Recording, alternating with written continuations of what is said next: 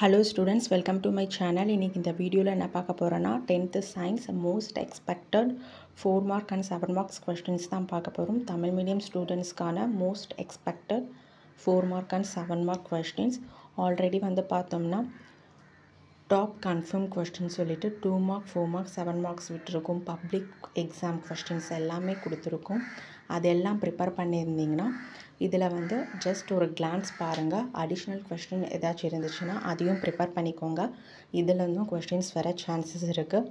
மறக்காமல் இந்த சேனலை சப்ஸ்கிரைப் பண்ணுங்கள், லைக் பண்ணுங்கள், ஷேர் பண்ணுங்கள், ஃபாலோ பண்ணுங்கள், சப்போர்ட் பண்ணுங்கள். எக்ஸாமுக்கு தேவையான எல்லா இம்பார்ட்டன்ட் வீடியோ வந்து சேனலில் அப்டேட் பண்ணுறோம். பார்த்து யூஸ் பண்ணிக்கோங்க. வீடியோவை ஸ்கிப் பண்ணாமல் ஃபுல்லாக பாருங்கள். பிடிஎஃப் வேணுன்றவங்களுக்கு டிஸ்கிரிப்ஷனில் லிங்க் வைக்கிறோம். நீங்கள் அங்கே போய் நீங்கள் டவுன்லோட் பண்ணிக்கலாம். இன்னும் 4 மார்க்ஸ் 7 மார்க்ஸை ப்ரிப்பரே பண்ணலை. இப்போ வரைக்கும் நாங்கள் 2 மார்க்ஸும் 1 மார்க்ஸ் மட்டும்தான் ப்ரிப்பேர் பண்ணியிருக்கோம். 4 மார்க்கும் 7 மார்க்கும் இன்னும் படிக்கவே ஆரம்பிக்காதவங்க ஜஸ்ட் இந்த most expected 4 mark and 7 mark questions ஆச்சு படிங்க. கண்டிப்பாக இதுலேருந்து கொஸ்டின்ஸ் வரும். எல்லா கொஸ்டின்ஸையும் நீங்கள் அட்டன் பண்ணிடலாம். 1 மார்க்ஸ்லேயும் கான்சென்ட்ரேட் பண்ணுங்கள், 2 மார்க்ஸ்லேயும் கான்சென்ட்ரேட் பண்ணுங்கள்.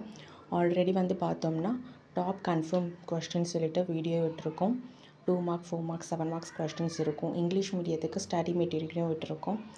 அதையும் பார்த்துக்கோங்க. அதுக்கப்புறம் வந்து பப்ளிக் எக்ஸாம் கொஸ்டின்ஸ் கலெக்ஷன்ஸும் கொடுத்துருக்கோம். சாப்டர் வைஸ் இருக்கும். இது வந்து பார்த்திங்கன்னா டோட்டலாக 1 to 23 சாப்டர்ஸ்க்கான பல்கான 4 மார்க் அண்ட் 7 மார்க்ஸ் கொஸ்டின்ஸ் இருக்குது. டோட்டலாக 63 கொஸ்டின்ஸ் இருக்குது. இதை ப்ரிப்பேர் பண்ணிக்கோங்க.